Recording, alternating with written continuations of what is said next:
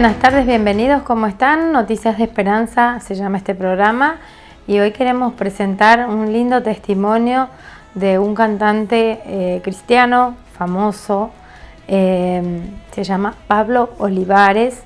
Tiene unas canciones muy lindas, pero también tiene un testimonio, toda una trayectoria de su vida que hoy queremos darla a conocer para todos ustedes.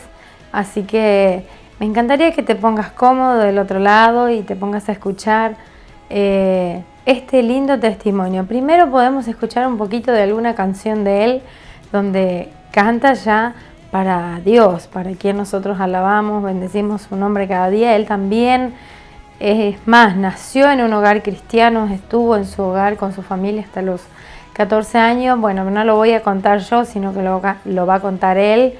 Pero las canciones de él son muy lindas, preciosas. Nos gusta a todas las edades. Así que vamos a escuchar un poquito de alguna canción que hizo él. Hizo varios discos. Estilo rock, más bien para la juventud por ahí. Pero también tiene otros discos más con un poquito de música más tranquila. También una letra preciosa que me encanta. Escucharlo después de su transformación, de que Dios haya hecho en su vida. Así que les invito primero a escuchar una linda canción de Pablo Olivares.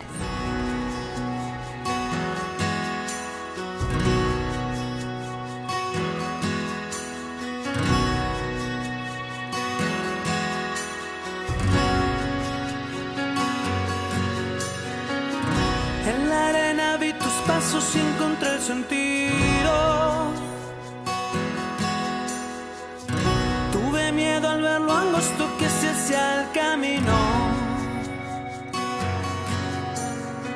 pero a pesar de los tropiezos y el sabor amargo de la soledad, me quedé viendo tus ojos y empecé a correr. Cuando estuve al lado tuyo me abrazaste fuerte, me llamaste por mi nombre y lloré por tu muerte. Con tus manos cariñosas secaste mi rostro y me pusiste en pie para decirme hijo, nunca te dejé de amar.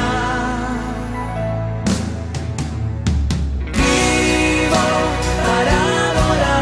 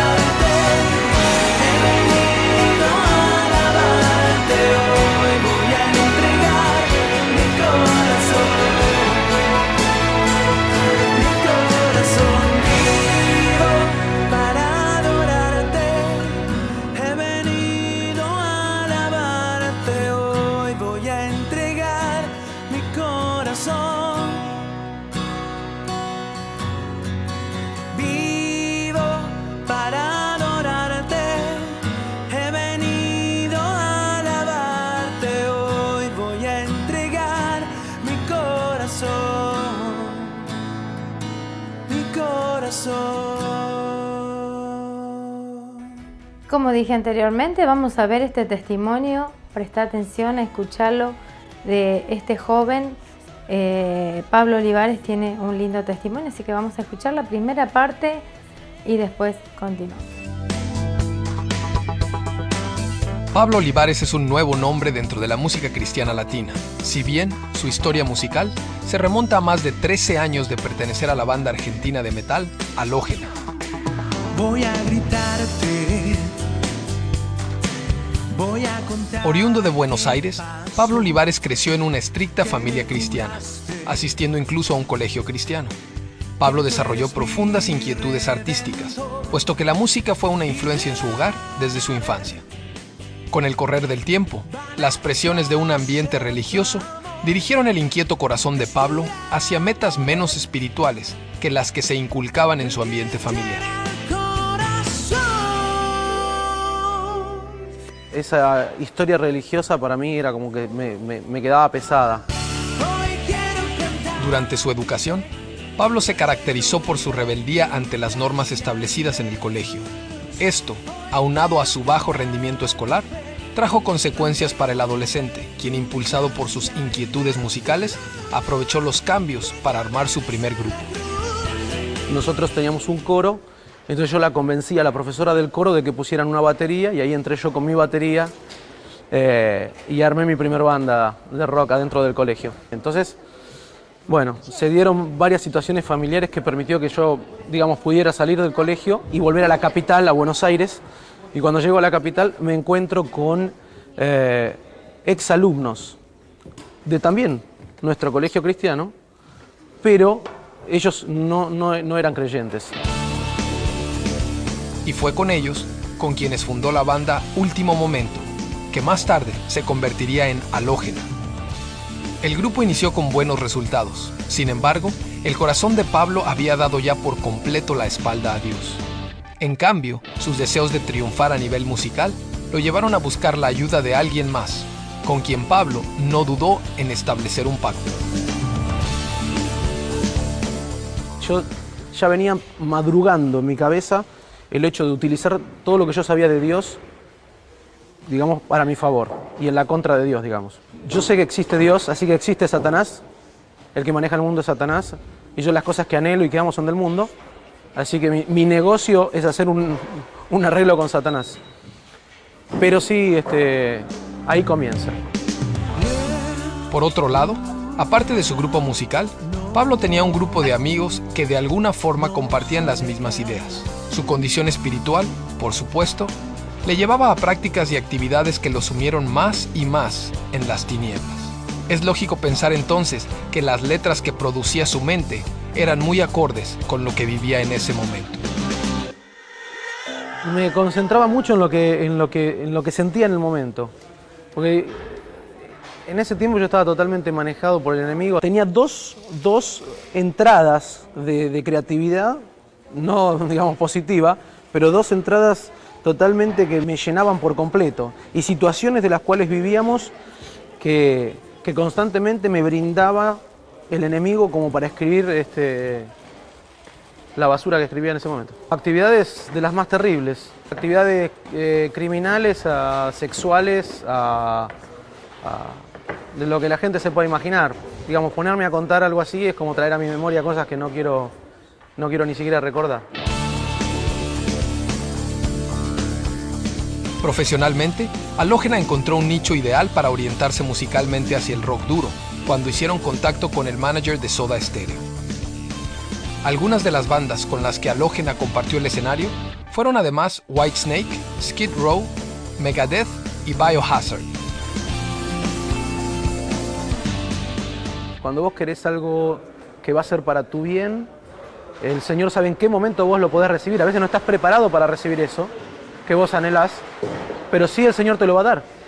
Pero necesitas caminar cierto desierto para pulirte, para llegar a saber cómo recibir eso. A veces no estamos preparados, pero con Satanás es totalmente diferente. Satanás te lo da cuando vos lo querés, pero pagás un precio, la muerte. La carrera musical de Pablo Olivares y Alógena ascendía. Sin embargo, y por razones obvias, su vida personal y familiar caía en picada. Como ejemplo queda la canción Madre, del álbum Tatú de Alógena, lanzado en 1998, en la que Pablo expresaba sin ambages los sentimientos con que luchaba al enfrentarse constantemente con la realidad de una mamá cristiana que oraba incesantemente por él. La situación de que yo estuviera en mi casa, o las pocas veces que yo llegaba a mi casa, era gracias a mi papá. Y con mi mamá la situación era a morir. Nos matábamos. Entonces yo ya no la quería ni ver y había momentos extremos en los cuales yo pensaba que la tenía que matar a mi vieja. Cada vez que yo llegaba a mi casa, no sé por qué, yo abría la puerta y mi mamá estaba orando. Parecía que lo hacía a propósito. Y yo sabía a su vez que esa oración de ella estaba interfiriendo con mi pacto, ¿no es cierto?, con el enemigo. Entonces era un estorbo en mi carrera mi mamá. Mientras Pablo invertía sus talentos en construir su sueño rockero, Dios no había desistido de alcanzar su corazón. Una parte importante de eso fue su esposa, Lorena, quien como cristiana invertía a su vez sus lágrimas y rodillas con el propósito de ver transformada la vida de Pablo. Ella siempre fue cristiana y se mantuvo fiel a Dios. Junto con mi madre y mi papá y mi hermana, ella oraba muchísimo por mí. Para fines de 1997, el éxito continuaba tocando a la puerta. Una gira en Panamá precedería un evento que cambiaría el rumbo y marcaría el inicio del fin de Alógena. El grupo había amarrado una interesante gira por México, en la que se presentarían en diversas ciudades para dar aproximadamente 25 conciertos y participarían en el evento MTV Vive, pero algo sucedió. Dios irrumpió en la vida de Pablo de forma insospechada mediante un acontecimiento inesperado. En la segunda gira de Alógena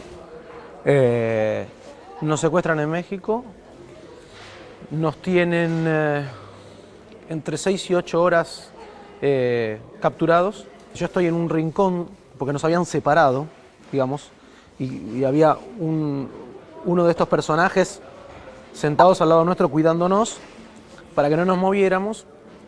Y entonces yo comienzo a llorar, porque el baterista en algún momento se desmayó y se lo llevan. Y el punto es que comencé a llorar porque era mi hermano que se estaban llevando, ¿me entendés? No era el baterista, yo no lo veía como mi baterista, era mi hermano. Y veo los zapatitos del jefe de la banda de secuestradores que se va acercando. Y entonces él me mira y él estaba armado y me pregunta, ¿vos creés en Dios? Entonces de adentro mío sale sí. Y él me contesta, si me hubieras dicho que no, te hubiera matado. Entonces yo me empiezo a llorar más. Yo hago una oración, después de 13 años. Pero una oración ya con un miedo y con un respeto a la misma vez, porque yo sentía que la presencia de Dios estaba ahí cuidándome. Señor, si vos me salvás, yo no voy a volver a hacer esta música. Al rato nos sacan de ahí y nos dicen, bueno, que los 4 juntos párense y váyanse para adelante y no miren hacia atrás. Y nosotros empezamos a caminar así, ya con un miedo. Yo en algún punto digo, por ahí nos pegan un tiro o algo. Y entonces comenzamos a caminar y en vez de escuchar el disparo, escuchamos que se están yendo y se van. Y en esa miramos así de reojo con el terror que teníamos, vemos que se están yendo y entramos a correr. Bueno, en definitiva llegamos al hotel, nos encontramos con nuestro manager. ¿Pero qué pasa? ¿Pero a quién me va a hablar? Entonces yo traté de sacar fuerzas de donde no tenía, porque seguía todavía con esa situación de que yo sentía que el Espíritu Santo me había tocado de una manera increíble.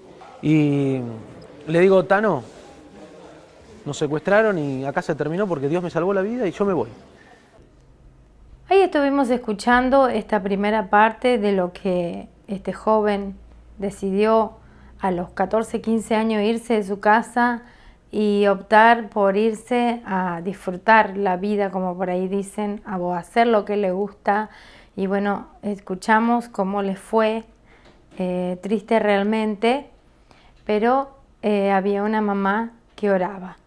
Ahora en esta segunda parte vamos a ver, él está invitado en un programa de televisión, en un canal de televisión, donde transmiten también su testimonio un poco más resumido, pero cuenta él, es muy profundo todo lo que dice, así que les invito a continuar viendo este testimonio.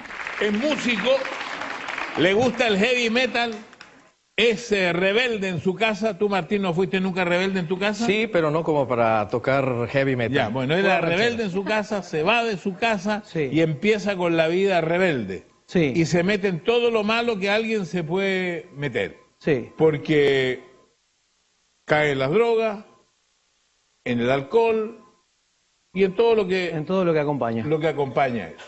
La noche, digamos. La noche. En total. ¿Y a qué edad comienza? A los 14. Con esta vida, a los 14 años. Sí. Bueno, valga la redundancia, yo nací en un hogar cristiano. ¿Ya? Entonces, digamos, mi vehemencia por todo lo, digamos, malo era bastante fuerte, digamos. Yo tenía una causa, era un rebelde con causa.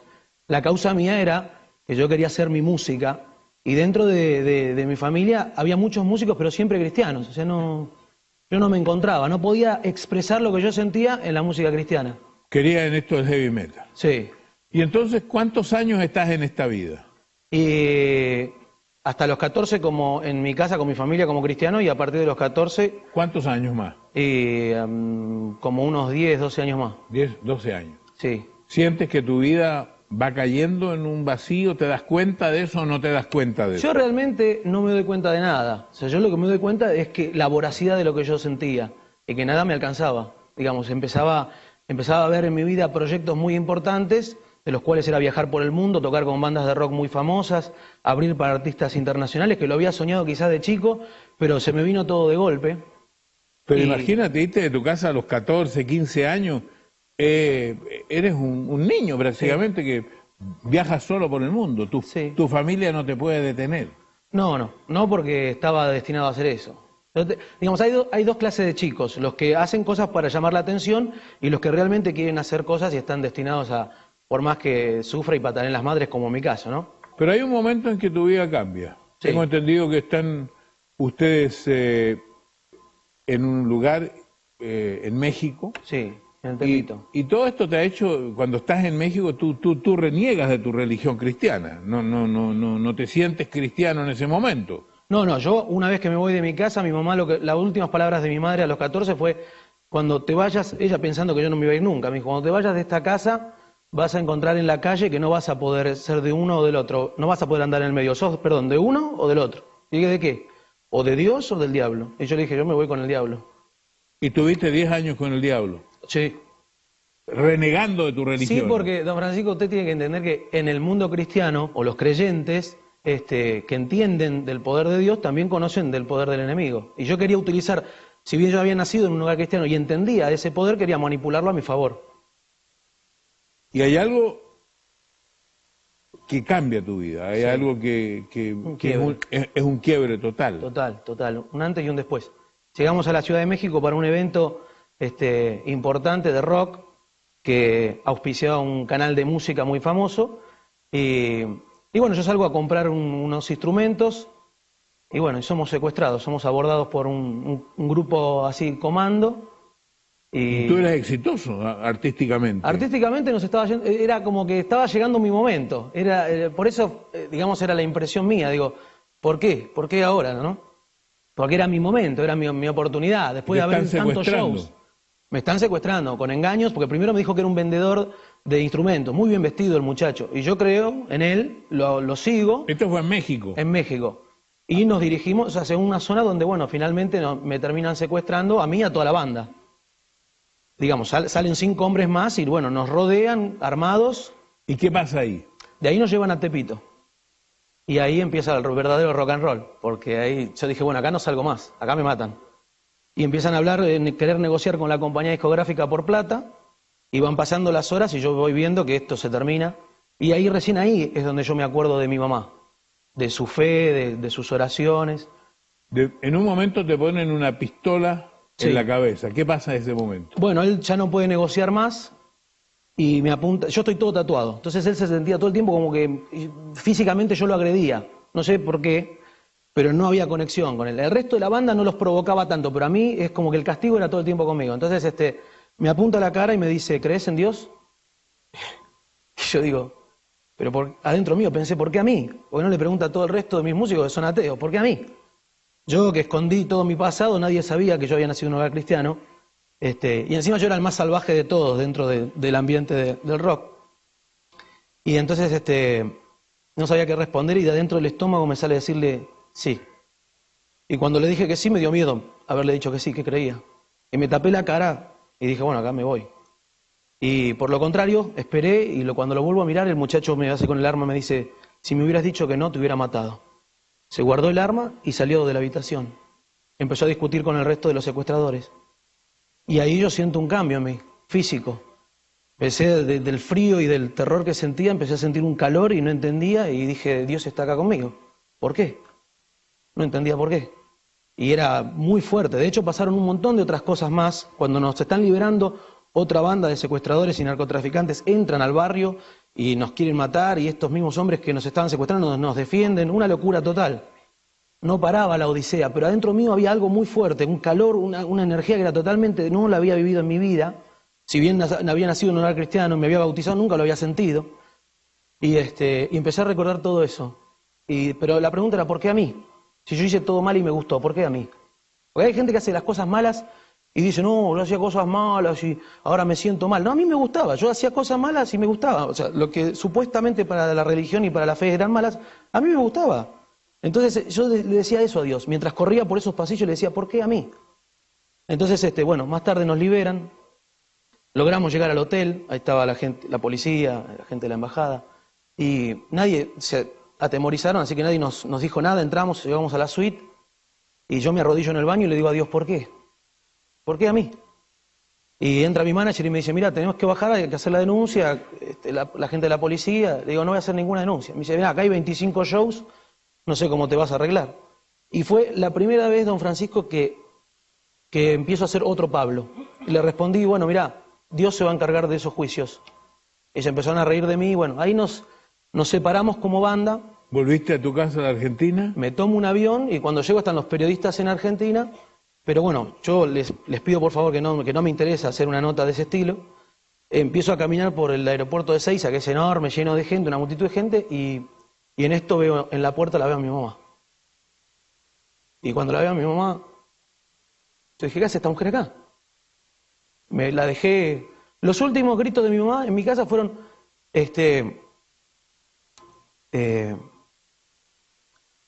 los últimos gritos de mi mamá, ella, yo sé en quién deposité mi fe, gritaba. Y yo la escuchaba de media cuadra más o menos. Y yo dentro mío estaba orgulloso de irme. Así que la encuentro a mi mamá ahí y me quedaba esa impresión todavía, o sea, estaba mi mamá, pero me quedaba esa impresión de esa mamá controladora, de esa mamá de estar educándonos constantemente, orando por nosotros. Se dedicó a nosotros, a mí y a mi hermana. Entonces cuando la veo, no me salió a decirle te quiero, mamá, ¿qué haces? ¿Cómo andás? No, me salió a decirle ¿por qué a mí? Lo que me venía preguntando hacía horas atrás del secuestro. Y ella me abraza y me dice, porque yo oré por vos por más de 15 años y Dios hoy a la noche respondió mi oración. Y ahí la abracé. ¿Y eso fue hace cuántos años atrás? 9. 9 años. ¿Tu vida cambió? ¿Te casaste? Sí. ¿Tienes hijos? Tengo hijos. ¿Te has dedicado a la música cristiana? Sí. La verdad que Dios me regaló una vida de nuevo y yo me aferré a esa oportunidad. Si bien mi pasado me perseguía al principio, porque no es fácil. Cuando hablo con los chicos o con los jóvenes les digo, no es fácil, yo no les quiero vender que de la noche a la mañana conoces a Dios y te cambia la vida. Pero cuando conoces a Dios se abre una puerta. Y cuando vos empezás a caminar hacia esa luz, son esos pasos tuyos que vos vas dando, Él te va acompañando y ahí empieza a cambiar.